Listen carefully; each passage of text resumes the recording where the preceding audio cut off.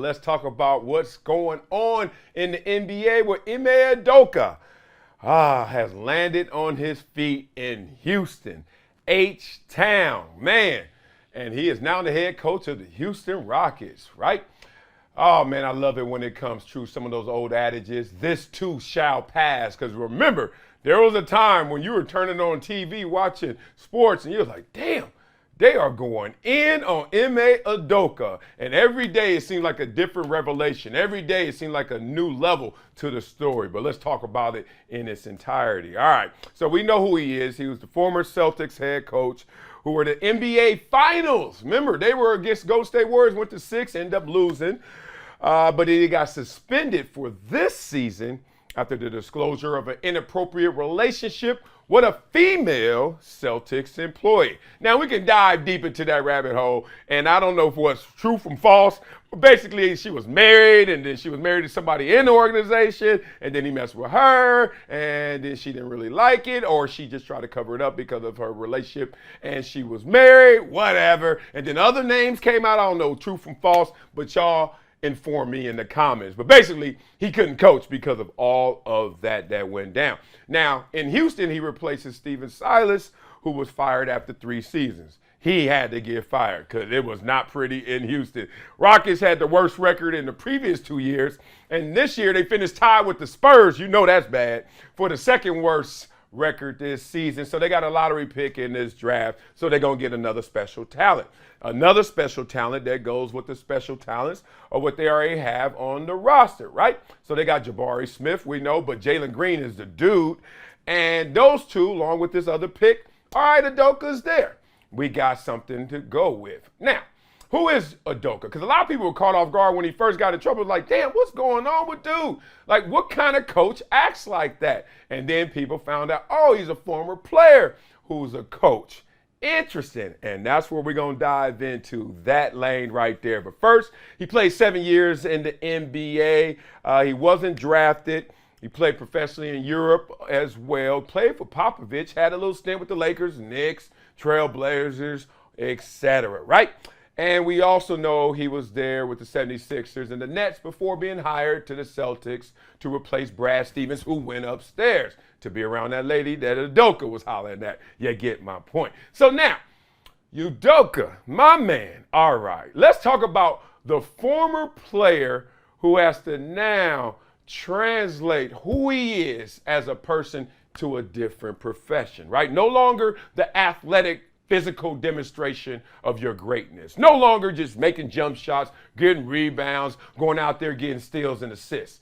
Now you actually got to go somewhere and show other attributes of your greatness, which includes some of the things you did on the court. Your leadership, right? Talking to the guys, getting them inspired, etc. So I'm asking the question of, is Udoka the coach for the Rockets, the right guy? Yeah. But is he the right man for the Houston Rockets? Has he learned from his mistakes? And what were his mistakes? His mistakes weren't the fact that he was a man who tried to holler at a woman. Here's the first mistake. You're hollering at somebody that's married. That works where you work. That is married to somebody that also works where you work. Now, ain't nobody in the world should be that damn thirsty, right? That's already that's strike 1, 2, and 3. Because we get it. Like, it goes down at the workplace because you're there as much as you're anywhere. So that's why all these workplace entanglements happen. Don't act stupid, y'all. Y'all know y'all at the water cooler a little too damn long because she a little too damn pretty for your liking. So you now loving it. So that's how that goes. We ain't stupid. But you got to have discipline. And that's one thing that I know the former player in me had to learn. There's a different discipline in the real world than it is in the real locker room or on the real field. Let me give you some examples.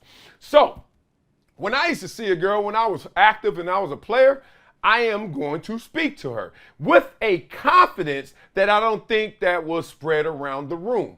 I had a different confidence because I knew I was young, I knew I was in the limelight, and I knew I had $5. So I never would ever feel that I got dissed, even if she said no. I was just like, oh, I'm just not the one for her. I'm not her type. I always had this, okay, it's either me or it's a her problem. I had that mindset, right?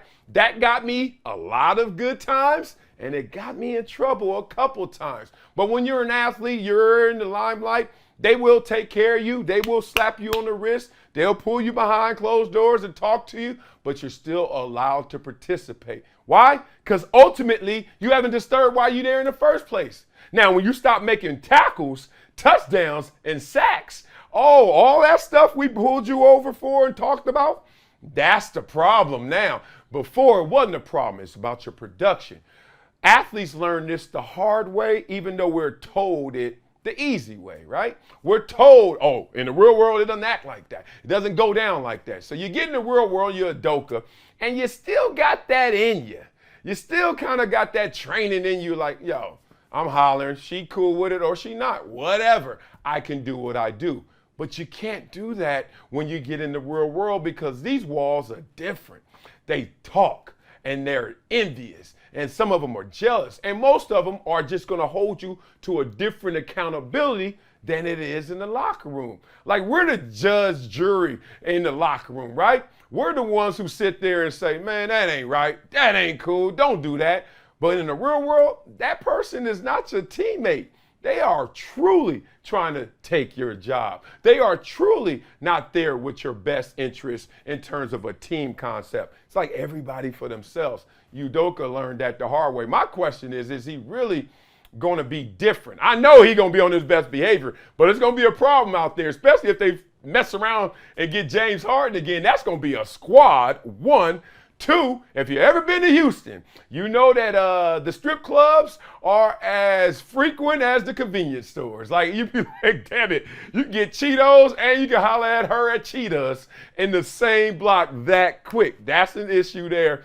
But also, man, you remember that racist coach, Mark Taylor and Rowe? They were talking about them red bones. Well, they down there in Houston as well. So it's going to be interesting to see Udoka, especially in success, because he's going to be on his best behavior from hello. We get it. And I don't even think he's going to have an issue with this, because who going to lose their entire career twice? You ain't going through that again, right? So hopefully he's on his best behavior, and hopefully all that former player I can holler at whoever I want to holler at, because I'm guilty of the same damn thing, is behind him. And now he can get to where he should be, which is in that Coach of the Year conversation, because he's that type of coach.